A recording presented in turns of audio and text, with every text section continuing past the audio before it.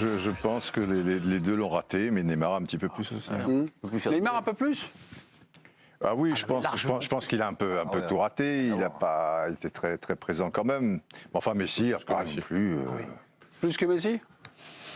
Ouais, mais Messi a un peu les occasions sur la fin. Messi, on peut lui reconnaître oui, bon, il a pas... que 2-3 fois, en dépit du fait qu'évidemment il n'accélère plus comme avant. Mais il accélère pas mal, moi je trouve. Et 2-3 fois sur des rushs, je trouve qu'il a mis en difficulté le Bayern, notamment en première.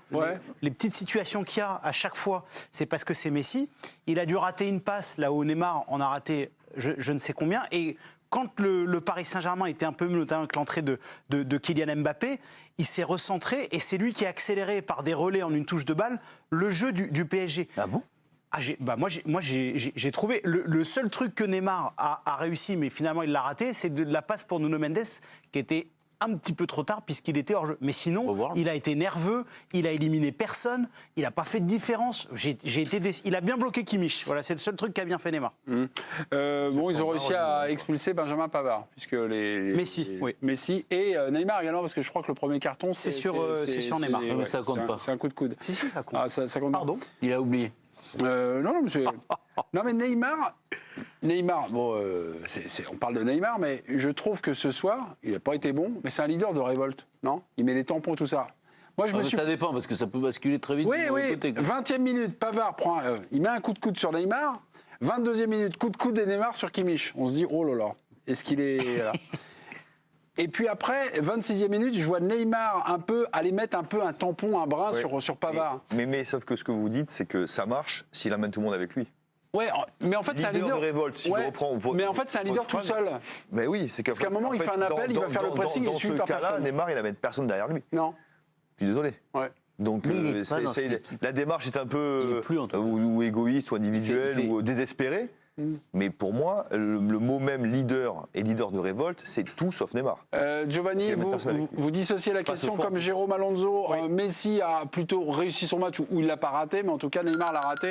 Vu du stade, Bertrand, vous faites un prix de gros ou non, vous dissociez? Non, je vais faire un prix de gros. Si vous voulez recruter un Brésilien qui met des coups, il fallait prendre Casemiro. Il coûtait moins cher et puis il joue plus souvent en plus. Ça aurait été plus pratique. Si on ne dit pas Casemiro à cela. Non, moi j'ai trouvé ni l'un ni l'autre moins cher. Toute proportion gardée, mais à l'échelle de 222 contre 85, ça reste cher, mais un peu moins quand même.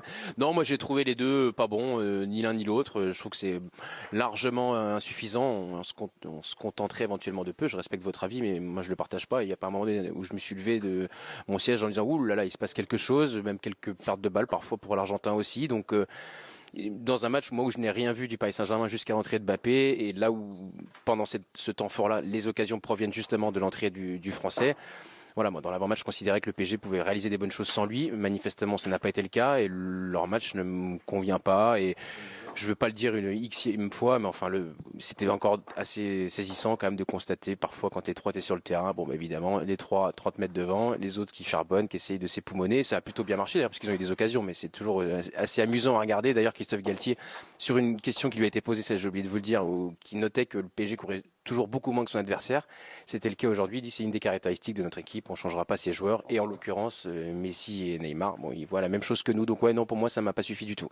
Bertrand. Non, c'est pas une... non, c'est pas ça. Non, mais Bertrand, c'est la dernière intervention parce qu'on me dit à l'oreillette que vous allez bientôt vous faire virer, c'est ça? Ouais, comme toujours au parc. C'est ça? On ferme? Ouais, c'est pas loin d'être. Oui, c'est un stade qui est un peu particulier.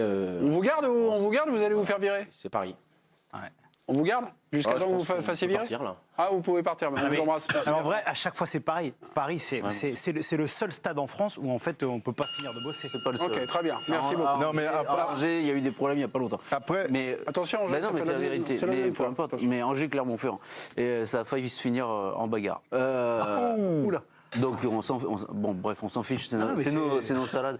Mais moi, je trouve que l'entrée de Mbappé, elle change le comportement défensif de Neymar. Bah, c'est pas ce qu'il nous dit. Hein. Pardon? Bertrand, c'est pas ce qu'il nous dit. Hein. Si, je pense. Je suis pas sûr qu'il sera en désaccord. C'est-à-dire que Neymar, il a dit, d'ailleurs, et je crois, ou c'est Johan, mais qu'il avait eu un rôle important sur Kimmich. Et je crois que c'est Christophe Galtier. Que je crois que globalement c'est le cas. Ou c'est Giovanni. Mais il peut pas dire un compliment sur moi. Il a mis tout le monde sauf toi. C'est qui a dit, non, Mais je rigole. Mon lapin, ça va pas. Et quand Mbappé rentre, le mec il défend plus d'un coup. Il n'y a pas de hasard. Alors là, il n'y a pas de hasard. Et l'équipe, là, pour le coup, alors, avec des gros avantages, puisqu'ils sont à 2 doigts de marquer, mais au tout début, c'était flagrant pendant 10-15 minutes, parce qu'il a eu 10 minutes pour se mettre en jambe, Mbappé. Oui. C'était compliqué. Oui. Et là, c'était le moment très fragile pour le PSG, à ce moment-là. Mais cela étant, à partir du moment où tu n'as pas de ballon, et que Neymar et Messi n'ont pas d'appui, tu ne peux pas espérer un grand match des deux.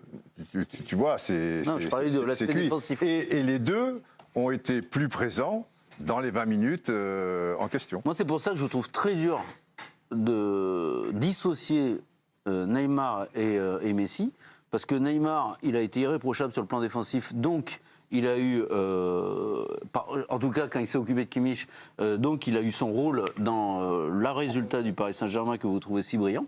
Et Messi, moi je vois pas ce qu'il a fait.